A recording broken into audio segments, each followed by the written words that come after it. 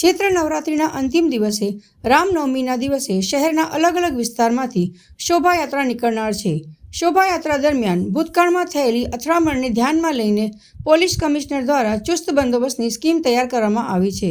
આ સ્કીમમાં એક આઈજી કક્ષાના અધિકારી, 7 DCP, 13 DYSP, 60 PI, 155 PSI, 2230 police જવાનો, 700 હોમગાર્ડ જવાનો તથા એસઆરપીની 5 કંપનીઓ બંદોબસ્ત માટે તૈનાત કરવામાં આવી છે. આ ઉપરાંત સંવેદનશીલ વિસ્તારોમાં ડીપ પોઈન્ટ, ધાબા પોઈન્ટ પર પોલીસ જવાનો સવારથી જ હાજર રહેશે. શોભાયાત્રા દરમિયાન ડ્રોન કેમેરાથી સતત નજર રાખવામાં આવશે. રામનવમીના તહેવારને ધ્યાને રાખી પોલીસ દ્વારા અગાઉથી શાંતિ સમિતિની મિટિંગોનું આયોજન કરવામાં આવ્યું હતું, જેમાં આ તહેવાર કોમી એખાલસતાના વાતાવરણ ઉજવાય તે માટે લોકોને સમજ આપવામાં આવી હતી. પોલીસ દ્વારા કોમી માનસિકતા ધરાવતા માથાભારે તત્વોની હિલચાલ પર નજર રાખવામાં આવી રહી છે. આજે સવારે પોલીસ કમિશનર નરસિંહા કોમારની આગેવાની હેઠળ શોભાયાત્રાના રૂટ પર રિહર્સલ કરવામાં આવ્યા પછી અધિકારીઓ સાથે મિટિંગ યોજી જ્યાં ડીપ પોઈન્ટ ઊભા કરાયા છે ત્યાં ધાબા પોઈન્ટ પણ રાખવા માટે સૂચના આપવામાં આવી છે. શોભાયાત્રા દરમિયાન પોલીસ દ્વારા સતત વિડીયોગ્રાફી કરવામાં આવશે તેમજ સીસીટીવી કેમેરા કંટ્રોલ રૂમથી સતત મોનિટરિંગ કરશે. જો કોઈ શંકાસ્પદ હિલચાલ દેખાય તો તરત સ્થળ પર હાજર અધિકારીઓને સૂચના આપવામાં આવશે.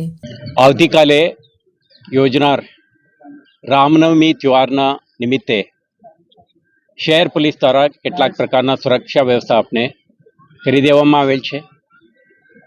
છેલ્લા એક અઠવાડિયાથી પૂર્વ તૈયારીના ભાગરૂપે આયોજકો સાથે બેઠકનું આયોજન કરીને એમના સમગ્ર માર્ગ, એમના સ્ટાર્ટ ટાઈમ, એન્ડ ટાઈમ, આયોજકો સાથે નીકળનાર અન્ય વાહનો અને કન્ટેન્ટ સાથે જોડાનાર ભક્તજનોની સંખ્યા વગેરે અંગે પણ વિસ્તૃત એમના સાથે ચર્ચા, વિમર્શ અને આયોજન અંગેનું મુદ્દાઓ અંગે વિસ્તૃત પ્લાનિંગ પણ કરી દીધું છે. સાથે સાથે વડોદરા શહેર પોલીસ, વડોદરા મ્યુનિસિપલ કોર્પોરેશનના અધિકારીઓ, ડિસ્ટ્રિક્ટ મેજિસ્ટ્રેટના પ્રતિનિધિ, હેલ્થ વિભાગના પ્રતિનિધિ,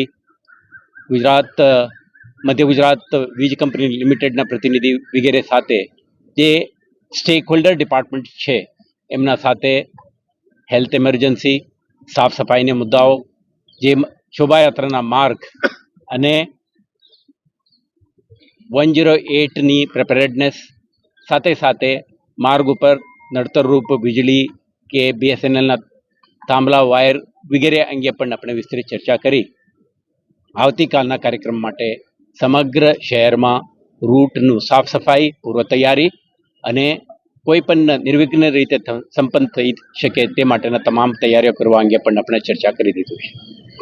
આવતીકાલે જે યોજનાર તહેવારના પરિપ્રેક્ષમાં શહેર પોલીસ તરફથી 2500થી વધારે પોલીસ અધિકારી કર્મચારીઓ, 700થી વધારે હોમગાર્ડના સભ્યો, 3 કંપની એસઆરપીએફ જે કાયમી ધોરણે નિયુક્ત છે એમને રીડિપ્લોયમેન્ટ અને બહારથી આવેલા 2 કંપની એસઆરપીએફને પણ આપણે તૈનાત કરી રહ્યા છે. ખાસ કરીને તમે જોયું છે ઉપયોગ કરવાના છે આજે તમે જોયું છે કે શહેર પોલીસ દ્વારા જે માનવબળ અને અધિકારીના સુપરવિઝન સાથે સાથે ધાબા પોઈન્ટ ઉપરથી જોવા માટે આપણા પાસે જે બાયનોક્યુલર્સ છે તમે જોઈ શકશો.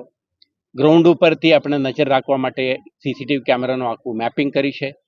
કેટલાક પોલીસ અધિકારી કર્મચારીઓ પોતાના ખભે બોડી વોર્ન કેમેરા પણ યુઝ કરી રહ્યા છે. સાથે સાથે તમે એક જોઈ શકશો એક પોલીસ વ્હીકલ જેના ઉપર આગળ પાછળનું સમગ્ર ઘટનાક્રમને રેકોર્ડ કરી શકે અને કમાન્ડ એન્ડ કંટ્રોલ સેન્ટરથી લાઈવ મોનિટરિંગ કરી શકે એવા એક વાહન પણ આપણે સ્પેશિયલી તૈયાર કરીને ડિપ્લોય કરી છે. તો શહેર પોલીસ દ્વારા આવતીકાલે યોજનાર કાર્યક્રમમાં ધરતીથી, આકાશથી સમગ્ર ઘટનાક્રમ અંગે નજર રાખી શકે અને કોઈ પણ ક્રિમિનલ, એન્ટી સોશિયલ એલિમેન્ટ કે વિઘ્ન સંતોષી માણસોના પ્રવૃત્તિઓ પર નજર રાખી શકે તે પ્રકારનું એક ટેકનોલોજીના માધ્યમથી ઉપયોગથી આપણે તૈયારી પણ કરી ચૂક્યા છીએ.